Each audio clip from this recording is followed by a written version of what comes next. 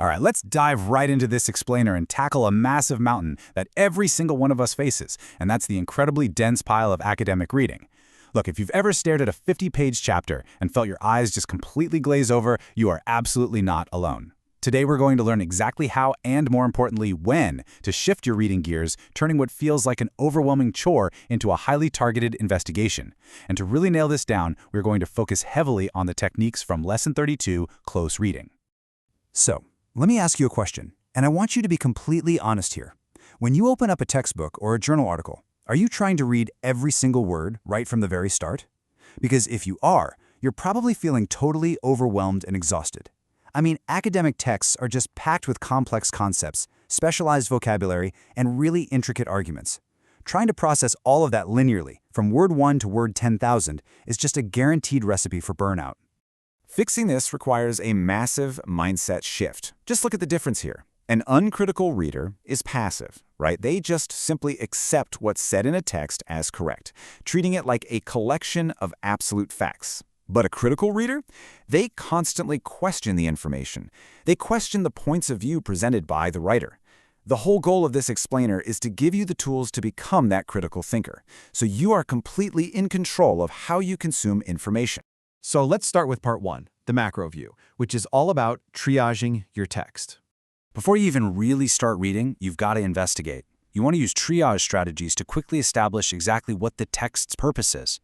Check the titles, hunt for the thesis statement. And this is a big one, give yourself permission to skip what you already know. Seriously, just focus your energy on the unknown. Now, if you're dealing with a really large amount of text, skimming acts as your fast-forward button. You are definitely not looking for details here. You're reading quickly simply to gain a broad overview of the main ideas, to get the gist of it. Scanning, on the other hand, is basically the human equivalent of hitting Control F on your keyboard. You are completely bypassing continuous text to look for a specific noun, a particular date, or a precise data point. You literally just ignore everything you don't want. Both skimming and scanning are absolutely essential macro skills because they help you locate the exact places where you actually need to pay attention. Because making sense of things, it's not a linear path. As we can see in this teaching-learning cycle, understanding is highly cyclical. You're constantly taking your prior experience and linking it to the first-hand knowledge you're gaining from new explorations. You are basically setting the context and building a framework before you ever start reading deeply. Which brings us to part 2, the micro view. It's time for downshifting gears.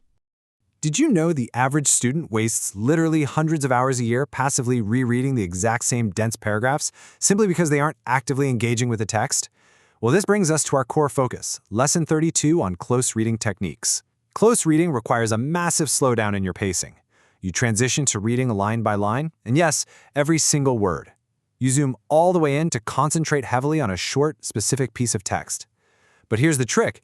You only deploy this energy-draining technique when you've already identified that a specific passage is absolutely critical to your understanding.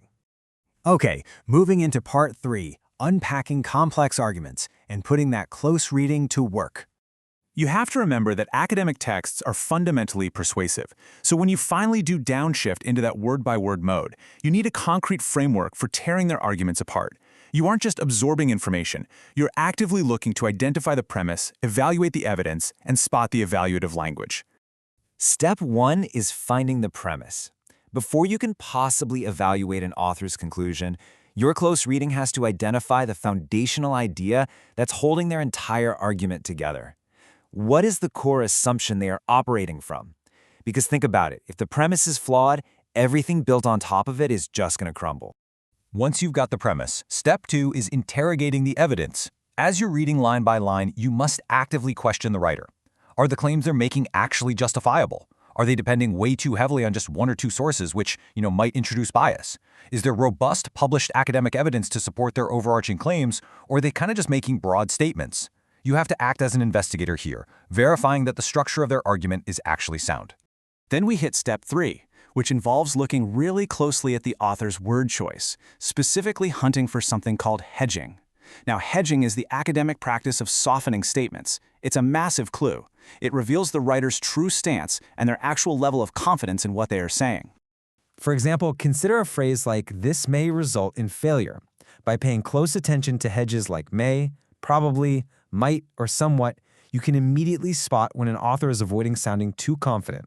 And this is incredibly common when academics are discussing complex cause and effect relationships where absolute certainty is pretty rare. If an author uses a ton of hedging, they're signaling to you, the critical reader, that the connection they're making is tentative, not an absolute proven fact. All right, part 4, becoming a critical reader and treating reading as an active investigation. Bringing this all together, academic reading really is an active investigation, and this right here is your toolkit. You use skimming and scanning to establish context and locate specific data. But crucially, as we learned in Lesson 32, you have to know when to intentionally downshift. You zoom in to close read those complex arguments, identify the underlying premises, and spot those subtle hedges. By dynamically shifting your gears like this, you not only save a tremendous amount of time, but you massively increase your actual comprehension of the material. So I want to leave you with a bit of a final provocative challenge for this explainer. The next time you sit down with a dense piece of text, before you just nod along with the author's conclusion, stop and ask yourself, are the claims you are accepting actually justifiable based on the evidence provided? Or are you just reading uncritically? The choice is entirely yours. Keep questioning, keep investigating, and I'll catch you in the next explainer.